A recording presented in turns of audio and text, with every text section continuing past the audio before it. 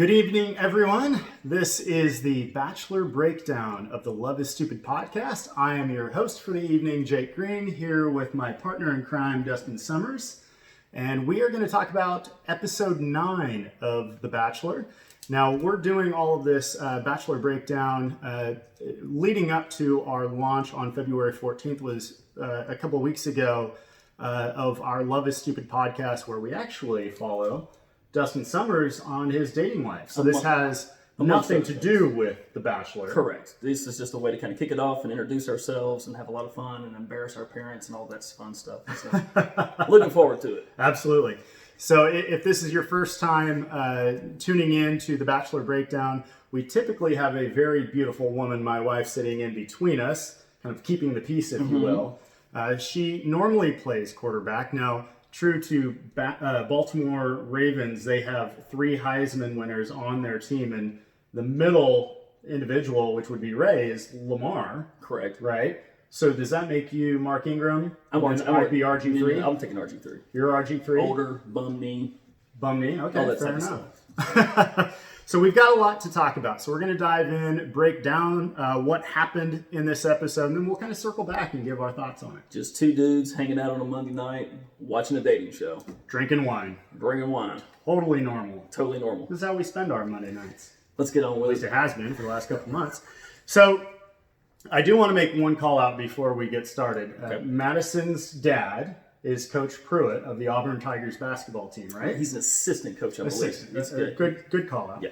I do want to give him props and congratulations for pulling off an incredible victory this weekend over Tennessee, coming back from a 17-point deficit in the second half and getting a victory. I'm sure Madison's happy about that. Ray's going to hate this episode so much. She's not going to like the sports reference. It's all going to be sports references. And I don't know if you notice what I did. I'm ready for the final round of the Masters. You're ready for Sunday at Augusta. At Augusta, that's right. I'm Tiger Woods, so here we go. So the episode really starts off back at the hangar when they had the rose ceremony, and Madison sits down with Pete Weber and really gives him an ultimatum. Doesn't get into the specifics of her life choices or anything like that, but basically says, if you sleep with anybody, the relationship's over. And you can see the wheels. wheels. You see the wheels turn his head a little bit. It's like he's like, so I can't sleep with Victoria. What do you mean? Yeah, and you called it on the last episode. Mm-hmm. He's keeping her around to sleep with her for that reason, for the fantasy suites. Yep. So that was interesting. We'll come back to that. So the women and Pete all fly off to Australia. They go to Gold Coast, which looked incredible. I've never been. Which we actually didn't know was a region or a city. Which we had to look it up. Had to look it up. I got the first trivia question for the night. Do you really? It's the 6th largest city in Australia. Wow. Can you name the 5 that are bigger? Brisbane, 1, Melbourne, 2, Sydney, 3, Perth. 4. You're going to be tough for the 5th one. That's a tough one. What's 5? Adelaide, Australia, number 5. I would have never gotten that. So you've already learned something. All right, well, educational. Here we go. So they all fly off Gold Coast. Pete cannot pull off an Aussie accent, so we learned that very early on when they landed. Yep. He's terrible at that. The first date is actually Hannah Ann. They do jet skis, which looked fun. They really enjoyed themselves. They had a good conversation on the beach. You could really tell that there was this genuine attraction. They had a good conversation.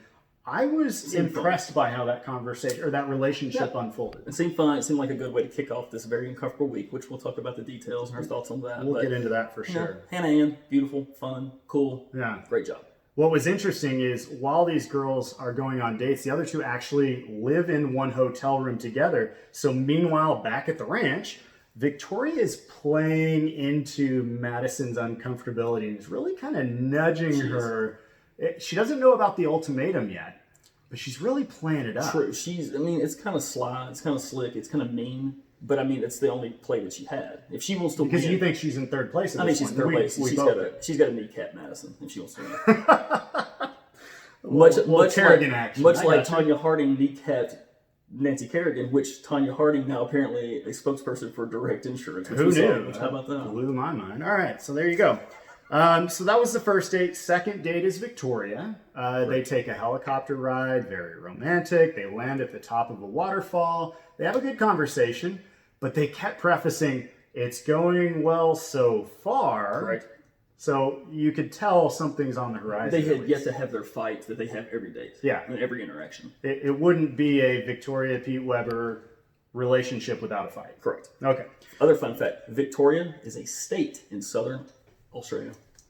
Wow. Okay. Learned that, I think, from the Outback menu. Did you just spend your entire time during the episode Googling facts? Yes, I did. Nice job. Good for you. Doing your homework. So again, back at the ranch, Madison divulges to Hannah Ann that she gave this ultimatum to Pete. Hannah Ann didn't react very well to that. She did not, because Hannah Ann, remember, had already spent the night with Pete prior to that. And there's also a little bit of ambiguity as to the context of that conversation with Peter, the hangar, when certain things were divulged about her choices and her expectations. So we'll get into that. There's a little haziness to it. I want to cue that up a little bit. That was nice. All right, good for you. Broadcast tool. So Victoria, they have dinner. They had a difficult conversation, but it wasn't enough. You had Victoria crying a little bit, which is completely normal, but they got past it. Yep. So both of the first 2 dates, they stayed at the Fantasy Suites. They did. That was interesting. Yeah, that was very interesting. This is after Pete had already had the ultimatum from Madison.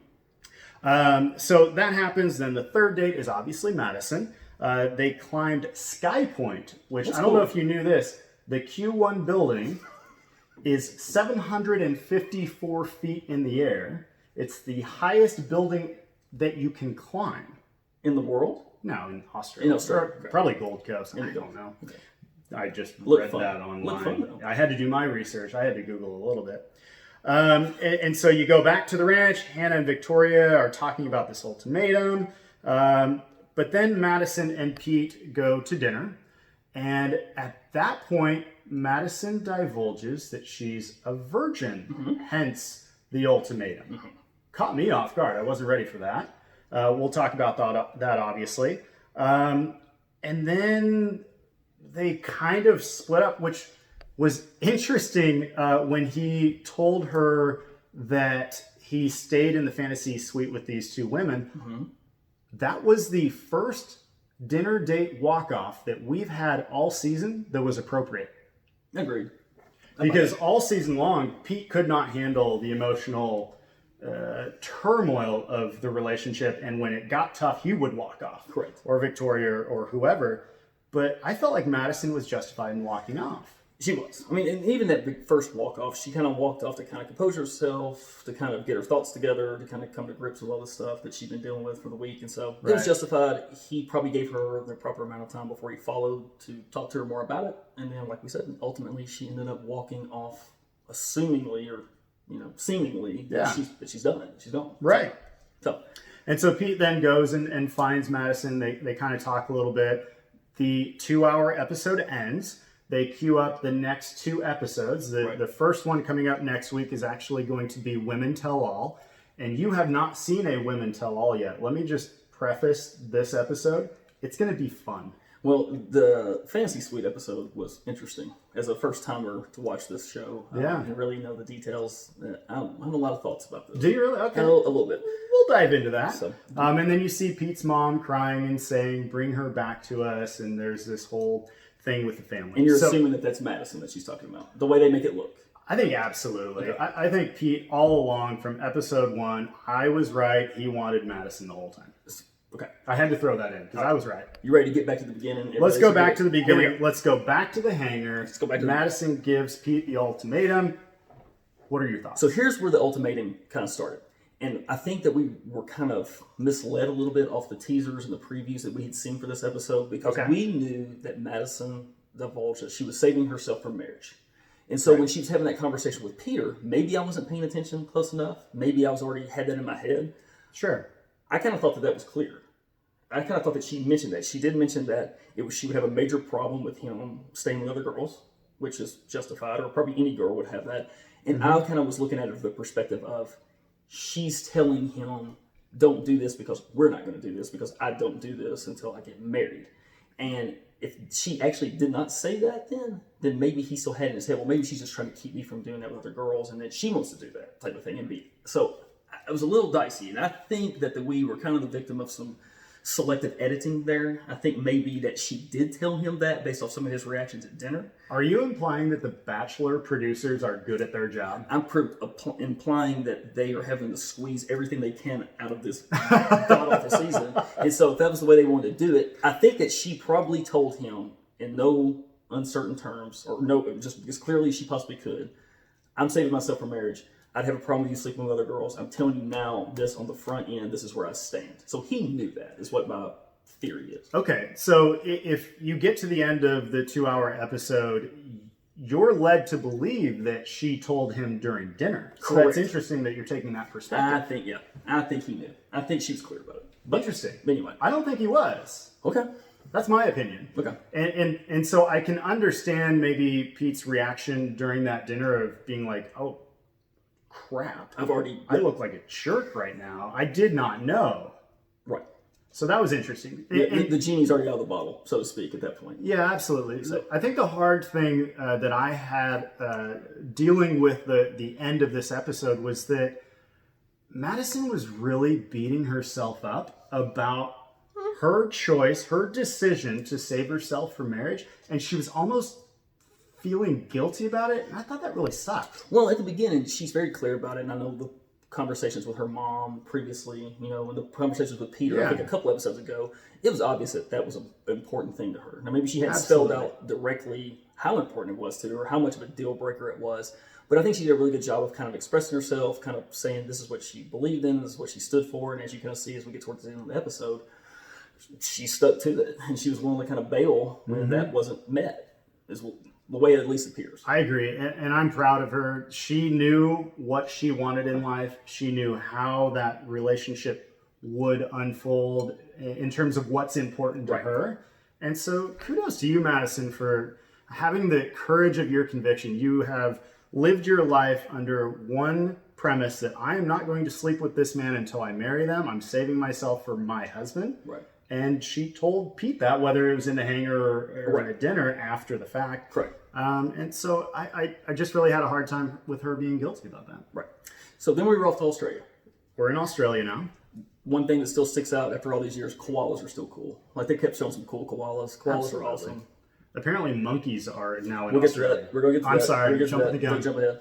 But here's one thing. As a Bachelor newbie, I didn't know. I knew a little bit about this fantasy suite episode thing, and apparently Jake was explaining to me that it is not common for all the women to stay in a suite together. Not that I'm aware of. Was odd. Yes. And unsettling. It was. For them and for viewers. But another Bachelor producer, well done moment. Right. And so for the girls that were there, we're assuming that they're there for at least 3 nights.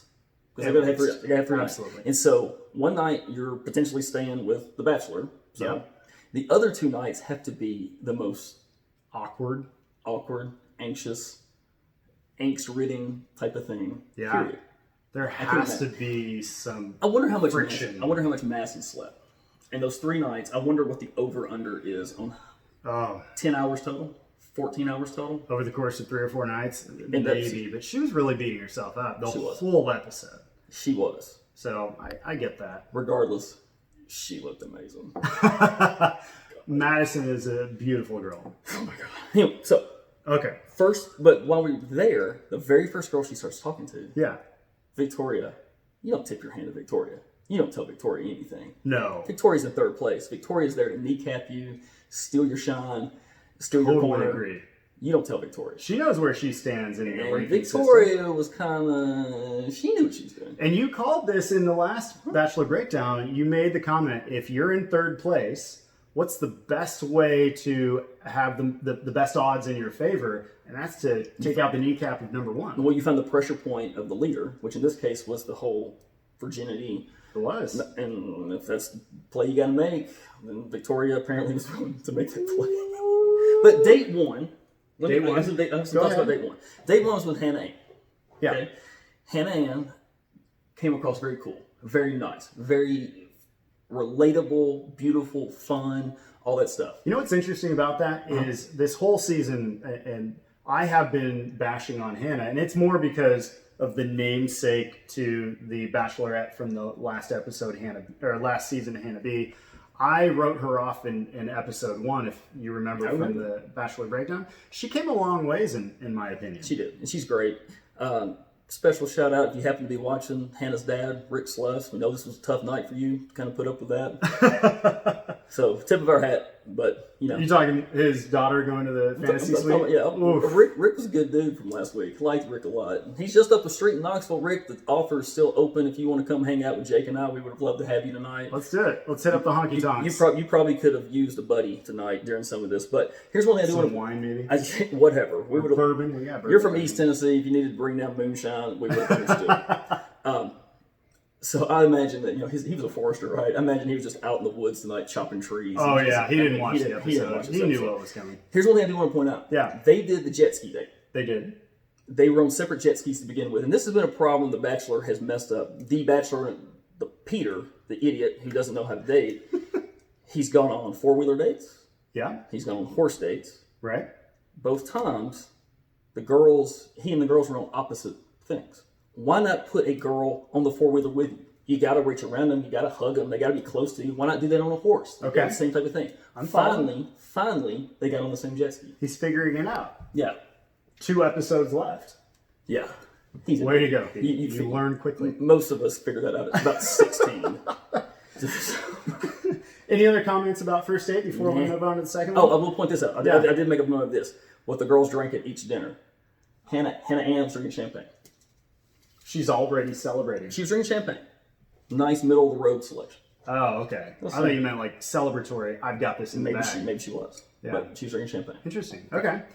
So the second date, Victoria made a comment. Mm-hmm. Pete made a comment about Victoria and his relationship, and he said, it's never going to be a boring relationship. Agreed. And for some reason, that's enough for him to want her around. Yeah, and he also said this is the most tested relationship. Or she said that this is the most tested relationship. And he thought that was a good thing. Oh, yeah, he thought that was great. He doesn't understand that tested and fighting all the time are 2 totally different things. But you know what? Another situation where Victoria is having a rather difficult conversation with Pete during dinner. They're all difficult conversations between them. They're self-imposed.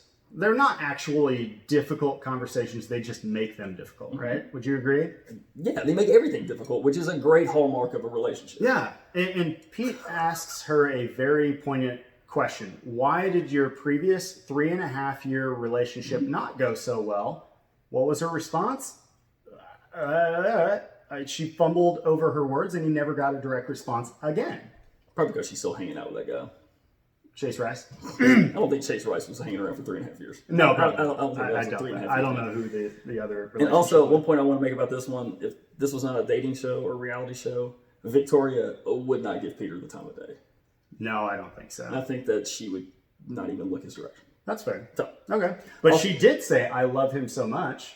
So she finally started. I did see that. But she said it to the camera and not to Pete. She seems sincere. She doesn't show a lot of emotion. And the emotions that she says verbally really don't match in her facial expressions or her. Yeah. When she just says, I'm so excited right now. I'm so happy right now. I don't know what sincere means to her at this point. I want to point out 2 things from this. One, she was drinking, I believe, gin and tonic. A little bit. Wow, look at you. A little bit heavier. So what does that tell you?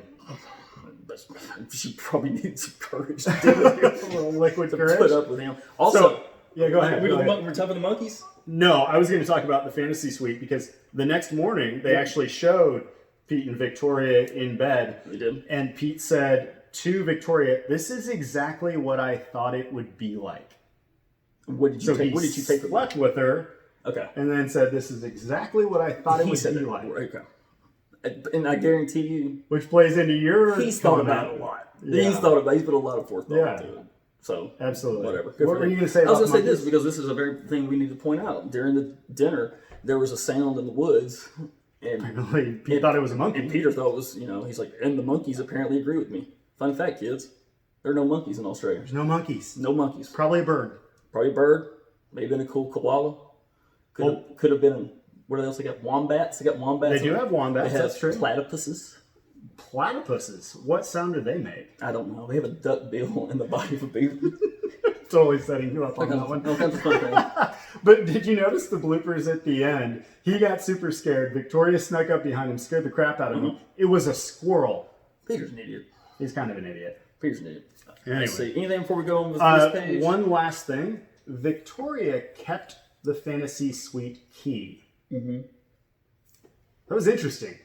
I don't know if anybody picked up on that. I picked up on it. Was that a trophy? It was, I believe it was a trophy. Yeah? I believe she's going to put that in a shadow box somewhere to commemorate her time. I'm surprised you know what shadow boxes are. You know, I'm sophisticated. You are very One of the things I want to point out before we turn the page here, there was a commercial break right there. And apparently the new McDonald's Filet-O-Fish song is a reboot of the Filet-O-Fish song from about 10 years ago. Still never had a Filet-O-Fish. Yeah, I almost threw up when I saw a Filet-O-Fish sandwich. That looks disgusting. Filet-O-Fish. Sorry, McDonald's, but I'm not eating that. Filet-O-Fish bad.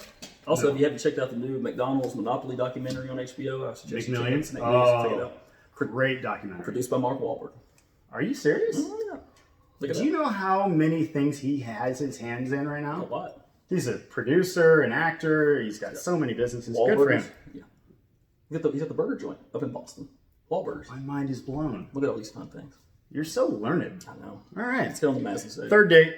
Anything you want to make a comment about? Yes, I do. One, somehow Madison even made baggy gray coveralls look amazing. She could look good in a potato sack. I believe that. Oh my god. Also, you pointed out their date going to the top of the thing, the skyscraper and doing the lean Sky Point. It's cool. It's very cool. I had to look down at my notes. She gave that big monologue that was filled with puns about reaching the pinnacle of a relationship and all the obstacles you guys have. It sounded kind of slopped together. I don't know who wrote that, but you think so? C minus on the writing part. I don't think she wrote it. I think she was just going along with it. Yeah, that date though for me is something I would absolutely enjoy doing. Helicopter rides, jet skis. I love doing all that stuff. But to climb to the top of a 754-foot building and then lean over the side. Mm-hmm. I mean, they're tied down and all that kind of stuff. But to lean over the side, oh my god, that would have been a rush. It would have been fun. That would have been a lot of fun. And then let me think. Hannah and Victoria are back at the hotel. They're talking about the ultimatum. Right. And I think it was Victoria mentioned that Madison didn't tell him that she saved herself for marriage. So that's why I was led to believe that he didn't know. Right, and I think that was the initial thing too. And I kind of thought that as well. But like I said, it's kind of a red herring. It's kind of a curveball because you kind of see Hannah Ann's reaction to that. Yeah. She's a little freaked out about it, and I think the audience was a little bit freaked out about it. And to me, I went ahead and did this as the first segment, but it's Ray's segment. We're going to do in her honor. The oh shit moment? The oh shit moment of the night. Let's do this. I think that was the oh shit moment of the night. I think that was designed to be the oh shit moment of the night. Was when not Hannah's reaction. I see the reveal that Madison had not conveyed that to Peter initially, and then was kind of telling the girls that behind the scenes. Yeah. And so you see Hannah Ann kind of eyes bug out and all that stuff. Yeah. To me, I just went ahead and did that in Ray's honor. While we're in the segment mood, my segment is overplaying your hand. Being a poker guy, this is natural for me. The one thing that I thought Madison should not have done, because I think this might have jeopardized her, is divulging to the other women what her stance was, the ultimatum, saving herself for marriage, all that kind of stuff. She should have kept that under lock and key until Pete knew. Right, she should have kept it close to her vest until she not tell the other women, because they could be... And never tell the other women. Yeah. No. I agree with that. Just keep a stone face. Got to play the game. Got to play the game. At the end of the day, got to play the game. So get to their dinner. So their dinner is where all this kind of blew up, right? Yes. So with that, we talked about a little bit. That's when they kind of had the conversation. Also point out, I cannot really tell what she was drinking at dinner. It's either water or white wine. We know when they did the home visits, I believe her family was all drinking water they may not drink. Whatever, cool. It looked like either water or white wine. So she had the most conservative choice of the night as well. So, but this is where it kind of got dicey, because when she started divulging or talking to Peter about that, obviously he had to admit, or he did admit, he didn't have to. He admitted though that he had been intimate. And I have been intimate were his words. But he said some things like, almost made me think that he knew that. Like he knew that she was going to have, one, a problem with that, and two, that was not what she was down with herself, personally. You think so? No, and while we're talking, the quarterback is arriving. So maybe get her to jump on here to give us the sign off here in just a little bit. So our quarterback, who normally sits in between us, is Ray Solomon. She's my wife, one of your best friends. She has been away, which is why she's not quarterbacking, because she's been at rehearsals for a show coming up on Wednesday. Now you're going to hear our dogs go crazy. They're so happy. Sorry about that. Big Bachelor fans. So anyone that is in the Nashville area or coming to Nashville, whatever it might be, Wednesday night at the Sutler, Ray Solomon is performing at the BMI Showcase at 7:30. If you can make it, we'd love it for you to be there. We're actually, we haven't been promised this yet, but we actually might get to introduce her and bring her on stage. Correct. So it'll be the first time all three of us on the Love is Stupid podcast getting together live and letting everybody meet us. Be cool. So you can meet us. We'll have a drink with you. It would be a great conversation. And we'll get Ray in here in a minute to save this before Jake and I completely destroy the podcast here. So that's funny. But anyway, but that's the thing. And so here was my takeaway from that. One, if Peter truly cared about Madison the way he did, and he did not know that, he should have just said, "I didn't know that. I want to be with you. I'm sorry. I screwed up." And it should have just ended it. That's one of my kind of takeaways from it, like that. Like he could, if he truly was caught off guard by that, and he truly cared about her the way he did. He's like, the way you explained it, I understood it was important to you. I understand that I was getting to know these other women on their terms. Like I'm trying to get to know you on your terms. But if you're my number one, all right, I'm sorry. So, that's a good point, because I think this is an important conversation. Whether you're the one saving yourself for marriage or you're on the other end of the stick, that's a really difficult conversation. The one thing that I thought was really riveting about that encounter after she got up from dinner was that he was begging her, please don't walk away. Right. That tells me she's still number one. She may still be number one. She may be out the door. If she is, Well, sorry for Peter. Hannah Ann wins. But Jesus Christ. Madison, you ain't gonna have any problem the rest of your life because you are a gorgeous. I think she'll be the next Bachelorette if she doesn't come back. I'm gonna suggest a boyfriend for her. I thought about it. Thought about it hard. Is it Dustin Summers? Yeah, and sure. Tyler Lawrence, quarterback at Clemson. How about that? Don't know his. No. You gotta be kidding me. He's gonna be the number one draft pick next year. Good looking dude, smart. Clemson doesn't play Auburn. He wasn't ever there when the last time they beat Auburn. She'd be fine with that since she's a big sports nut. Tyler Lawrence came along. Wow. So pick for it. Nice name drop. I don't see that one happening. Well, if it doesn't work out. That's a good call. So what do you think, before we sign off and before Ray comes in, what do you think about, you mentioned kind of your thoughts about how Pete handled that. My opinion about if this woman who gave me the ultimatum first and then during the date divulges that she's a virgin, I felt like the most appropriate reaction for him would have been to say, I didn't realize the gravity of the situation. I thought you were giving me an ultimatum to say, prove yourself to me, versus I'm saving myself for marriage. This is so important to me. Don't sleep with women before you propose to me. Right. I would have, if I was Pete, said, I didn't realize that. I really wish you would have told me that, and had you, my reaction might have been different. Well, we also kicked around the idea of what if Pete had said to Victoria and Hannah, hey, there's a girl here, which they would have known who it was, that has an issue with this. In order to respect her feelings and to kind of keep this where I can get to know her as well as I get to know you guys. Yeah. No fancy suites. But then again, the devil's advocate side of that is the other two girls then are saying, okay, why are we having to play by her rules? That's true. You know what I'm saying? And I think one of them actually made that comment towards the end of the episode. So, all right. Well, thank you guys so much for joining us. We only have 2 more episodes left for the Bachelor Breakdown. Thank God. Dustin is thanking his lucky stars. But as we saw in the commercials, we're going to have a musician Bachelor season, 6 episodes. They're recruiting for the Golden Years Bachelor. I don't know how I feel about that one. That one's going to be an interesting. I will watch it. I mean, I'm 25 years away from that, I think. So we're just 25. Just keep on churning. Sure. But let's point out though. So while we're doing these Bachelor breakdowns, we still have our podcast that airs. Our new episodes drop every Wednesday. 3 came out on Valentine's Day. 1 came out the Wednesday following that, and so another one will be out on the 26th, which again is the same day as Ray's performance at the Sutler in Nashville. And so subscribe on iTunes, Stitcher, anywhere that you get podcasts from. All of your apps. Like us on Instagram, Twitter, all that fun crap. Jake and I are not on all those things. And so follow Ray. She's awesome. Ray Solomon Music everywhere you look. She's incredible. She just released a song on Friday of last week. So a lot of stuff going on that you can follow us. Please, if you're watching these episodes and you want to give us feedback or you have thoughts about how we could maybe answer your questions a little bit better or something like that, we're interested in your reviews because this is kind of new for us too. Kinda. Well, it's very new. The whole video concept of Bachelor Breakdown, the podcast. Social media. Yeah. And the premise, just for anybody that doesn't know, we started the Love is Stupid podcast because we would sit around on a Friday night drinking wine, talking about life and talking about your relationships with women that you've dated.